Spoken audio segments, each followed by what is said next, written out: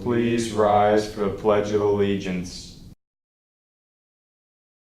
I pledge allegiance to the flag of the United States of America and to the republic for which it stands, one nation, under God, indivisible, with liberty and justice for all. Good morning, North Schuylkill. I'm Rachel Cataldo.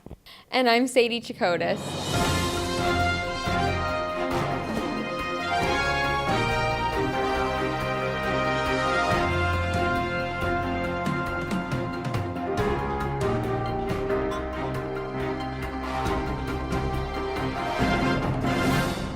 Last weekend, North Schuylkill hosted one of its most unique and most successful events. Students and faculty made their way back to the school Friday night for the kickoff of the first annual Think Big Dance Marathon.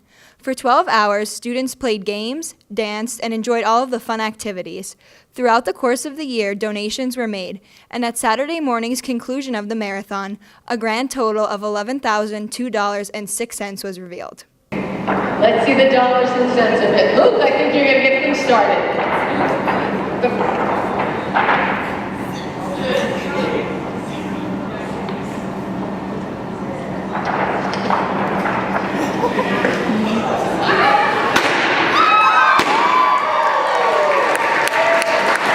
Ladies and gentlemen, tonight we raised over $7,000, but your efforts this year so far raised $11,002.06.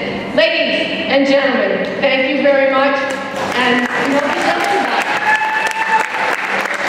tonight. As a reward for their efforts, the students securing the most donations were treated to a special prize today. The winning team, comprised of Brooke Analowski, Ari Wolf, Mac Shalley, Jake Stever, and Luke Halko, contributed $500. Individual winners, Austin and Ryan Roseberry, each raised $170.50. Let's check in with Heather Laura for more information about the event and the special rewards for those students. How is the school rewarding the groups and individuals for raising the most money in the Think Big Dance Marathon? Well, we really wanted to get kids excited about the dance, and we wanted to kind of make it a competition because, after all, everything is really a competition in life. And so, therefore, when Mrs. Minalda came to me and she was running, she's kind of, I guess, giving me ideas of what they would potentially do. She had the great idea of saying, why don't we have like a special room that they can go to? They can have like lounge chairs, recliners. We'll feed them breakfast, we'll feed them lunch, we'll do all this great stuff, and they can decide whether they go to class that day or don't go to class that day. And so when she proposed that, I said, well, that sounds like a great idea. I think the kids would really benefit from that. I think they'd really appreciate that. And I like the way that Mrs. Minalda tied it in and said, because you're going to give up 12 hours and you're going to be up all night, you're going to need some time to rest and recover, and you sacrificed for this, and so we're going to give you this special privilege. So I, at that point, had no idea that my two sons would be the individuals that raised the most money, but they went out there and hit the pavement and raised money. So congratulations to both of them, Ryan and Austin, and congratulations to the group. I looked at the names of who were in it, and I thought it was pretty exciting that we raised that much money and we're able to do that for them tomorrow. Can you tell us where the Spartan Lounge is?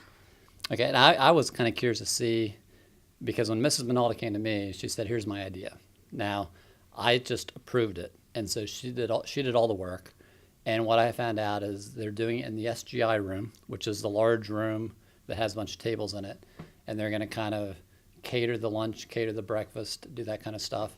So those kids will be invited into that room. They get to hang out in the room all day if they choose to, or go to the classes that they like, or maybe their tests or something. So while I didn't do the planning of it, I think a lot of planning and effort went into it, and they have a good location to do it. So they will be hanging out in the SGI room all day long. With all that good food, I might join them for breakfast and for lunch. Aren't you losing weight? Well, there is a little competition going on, and I was leading by a lot. And remember, I'm trying to be less competitive. However, I had a few health issues that kind of sidelined me, and I'm not doing so well right now. So I figure tomorrow is a free day for me to go eat as much as I can in this room, and then I can always start the diet after that again. Good luck with that. Thank you. Hey guys, it's Heather with In the News, and I'm here with a few members of the Think Big Club. So Danny, how do you think the dance marathon went? I think it went really well, and we had a lot bigger turnout than we thought. and everyone seemed to have a really good time for being there for 12 hours, and we beat our goal, and it was great. Everyone had a great time. Are there any future Think Big plans? We're just going to try and do another t-shirt sale this year and then maybe some more dress down days to plan for another event next year like the dance marathon. Yeah, we had some pretty successful shirt sales earlier in the school year, so we might do one more either in April or May, and then we'll wrap it up for the year. Good luck. Thank you. Thank you.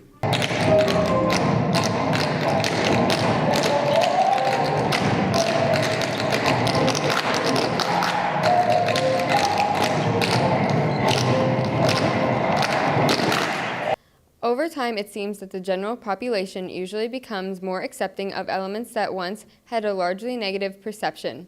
One example that has been working its way out of the shadows and into the light of the mainstream is body art, more specifically tattoos. Although some people still have the stereotypical idea of a tattooed person, such as bikers, musicians, and convicted felons, this form of artistic self-expression is appearing in more and more places such as professional, kitchens, hospitals, and even schools. After a recent poll, 25 faculty members right here at North Schuylkill High School admitted to having at least one tattoo.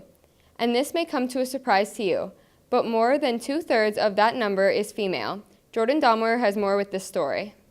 I'm Jordan Domler, and today we're talking about Student Inc. With $1.6 billion spent on tattoos in America every year, it's clear that people are willing to put out money for a quality result. Roughly 29% of all Americans have at least one tattoo, and of that population, 70% have more than one. The interesting thing is that the statistics only include Americans 18 and above, but the number of underage Americans with body art is also on the rise. In the state of Pennsylvania, minors as young as 13 years old can legally be tattooed with parental consent. However, it's important to really give it some thought, because it's permanent and 23% of people later admit to regretting their tattoo decision. The social stigma seems to be on the decline. In a recent poll, parents of children under 18 were questioned about their views on tattoos. Of those polled, 75% said they were comfortable with their children being taught by a high school teacher with visible tattoos, and 71% said that they would be just as comfortable with elementary teachers showing ink. Although tattoos are becoming more socially acceptable, be aware that the choices you make can affect you in the future. Some employers may not be quick to hire somebody with tattoos on places like the neck or hands. The military also has strict policy that obviously restricts any offensive tattoos, but some branches will not allow sleeves or visible tattoos. Sailors, who are historically famous for tats, are now experiencing some more freedom as the Navy just modified their policy to allow more coverage. Let's check in with some students in the building to see what they have to think about this growing trend. I'm here with North Schuylkill's local biker, Brady Mikatavage. I'm going to ask him about his tattoos. So what's the meaning behind your tattoo? I really wanted to get it for my family. I'm a big family person and wanted to show the love. All right. And do you think people judge you because you have a tattoo? No, I really don't care what other people think. What would you tell somebody who's getting their first tattoo? Go get it done. It does not hurt. So I'm here with Richie Zahodnik. What's the meaning behind your tattoo? I'm not really sure what it means. I think the word means brother in Italian. I don't know. Whatever. All right. And do you think people judge you for having tattoos? All the time. When I'm at the water park, they don't really like it. Think it's weird and delinquent. I don't really care though. I like it. And what would you tell somebody who's about to get their first tattoo? I wouldn't get another tattoo. It actually hurt really, really badly. Now I'm Richie Zahodnik with Jordan Donmore about his tattoo. So you guys got it. Look, he has tattoos to him. Yeah. So Jordan, what made you get your tattoo? I just really wanted one, and I didn't really have anything of meaning that I could get, so I figured I'm an athlete, I'll get something that means a lot to a lot of athletes. Right. So do you think people judge you for your tattoo? No. I hope not, at least. I mean, I like it, though, so I don't really care. I like it, too. For someone who never got a tattoo before, what would you say to them before getting their first tattoo? It doesn't hurt as bad as you'd think, and after you get one, you're going to want to get a ton more. Sounds good to me. Back to you. As Spanish Club president, I would like to announce that Foreign Language Week is quickly approaching. It will occur from March 5th until March 11th, and the Foreign Language Department has designed a theme for this year's celebration. The theme is Find the Missing Piece, Learn the Language. Spanish Club will be holding a door decorating contest, so listen for upcoming announcements. Tonight, the Lady Spartan basketball team will travel to Northern Lehigh High School to take on Notre Dame Green Pond in the District 11 quarterfinal at 7 p.m. Tickets will be on sale in the high school office until 2 p.m. this afternoon. Tickets are $3 for students and $6 for adults. All tickets at the door will be $6. Come out and support the team. Good luck, Spartans. On Tuesday, members of the STEM Club attended the 2017 Governor's STEM competition at the Schuylkill Intermediate Unit. Mr. Stone's team, comprised of Ari Wolf, Doug Weist, Jack Kempsey, Luke Halko, Dan Tomtitian, Drew Mashek, and Kevin Kovach, submitted the Bully Pact as the project for North Schuylkill. Unfortunately, the Spartans did not advance to the state competition. The nicer weather has been a welcome change. However, that does not mean that the ski club season will soon be coming to a close.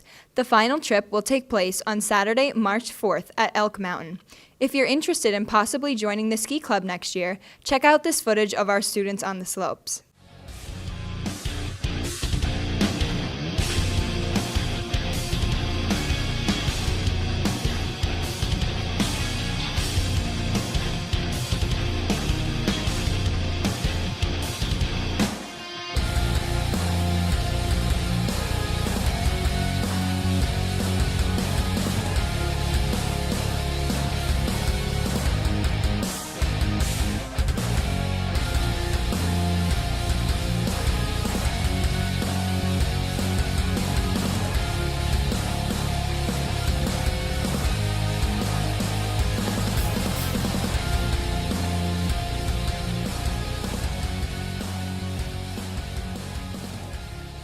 I'm Rachel Cataldo. And I'm Sadie Chakotis. Have a great weekend.